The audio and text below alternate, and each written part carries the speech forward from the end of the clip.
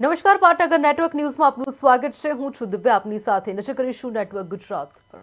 જૂનાગઢમાં યુવતી સાથે લગ્નના આશ્વાસન હેઠળ વારંવાર દુષ્કર્મ આચરનાર અને 5.33 લાખ રૂપિયા તથા સોના તથા ચાંદી લઈને ફરાર થયેલા આરોપી વસીમ સાદિક નાગોર અને બી ડિવિઝન પોલીસે ઝડપી પાડી લીધો છે। આરોપી વિવિધ હોટલોમાં લઈ જઈ દુષ્કર્મ આચરતો હતો અને યુવતીને ઠગતો રહ્યો।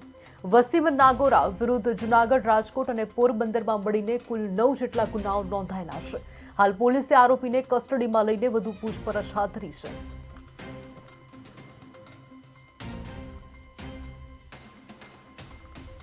સાદિકભાઈ નાગોરી નામના શખ્સે તેની સાથે લગ્નની લાલચ આપી અને અવારનવાર શરીર સંબંધ બાંધેલ, આ ઉપરાંત તેના રૂપિયાને દાગીના બળજબરીપૂર્વક કઢાવી લીધેલાની ફરિયાદ આપતા બી ડિવિઝનમાં આ ગુનો દાખલ કરવામાં આવેલો છે।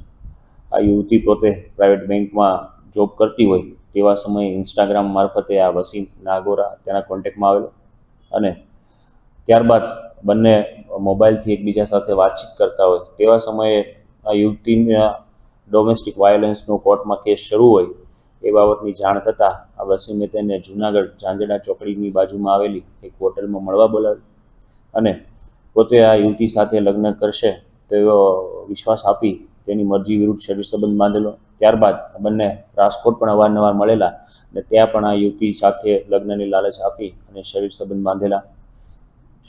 તેમજ વર્ષ 2024 દરમિયાન આ યુવતીને જણાવેલું કે તેને 1 રૂપિયાની જરૂર છે, જો રૂપિયા નહીં આપે તો પોતે આ યુવતીને હોટલમાં મળેલો છે તે બાબતે તેના પતિને વાત કરશે, જેથી કેસમાં જે ડોમેસ્ટિક વાયોલન્સનો જે કેસ કોર્ટમાં ચાલે છે તે નબળો પડશે અને ભોગ બનનાર છે એ આ કેસ હારી જશે। આમ તેને ડરાવી ધમકાવી અને જેથી ભોગ બનનાર યુવતીએ બેંકમાંથી લોન લઈ અને આ વસીમને 1,70,000 રૂપિયા મોકલી આપેલા।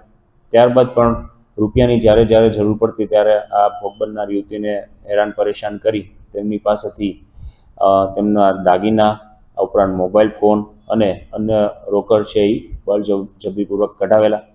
યુવતીઓ પણ આ રૂપિયા છે ગોલ્ડ લોન, હોમ લોન અને અન્ય પ્રકારની લોનો લઈ અને આ વસીમને આપેલા। હાલ બી ડિવિઝન પોલીસ સ્ટેશન ખાતે આરોપીની ધરપકડ કરવામાં આવેલી છે અને જે રેપના અને અન્ય બળજબરીપૂર્વક કઢાવી લેવાની જે સેક્શન છે તે મુજબ એફઆઈઆર દાખલ થયેલી છે। આરોપી હાલ છે એ પોલીસ કસ્ટડીમાં છે। વધુમાં તે 4 વ્હીલ લેવેચનો ધંધો કરે છે, સાથે સાથે ગુનાહિત ઇતિહાસ પણ ધરાવે છે। તેમના પરિવારમાં તેમને સિસ્ટર લોયરની પ્રેક્ટિસ કરે છે તેના જણાવ્યા મુજબ અને તેમના ફાધર પોલીસમાં હતા। તેમજ હાલ આ આરોપી વિરુદ્ધ અગાઉ ભૂતકાળમાં પણ શરીર સંબંધી, પ્રોહિબિશન, જુગાર, છેતરપિંડી આવા ગુનાઓ નોંધાયેલા છે। પોલીસ દ્વારા તપાસના કામે છે ઇનામદાર કોર્ટમાં રિમાન્ડની માગણી કરવામાં આવશે।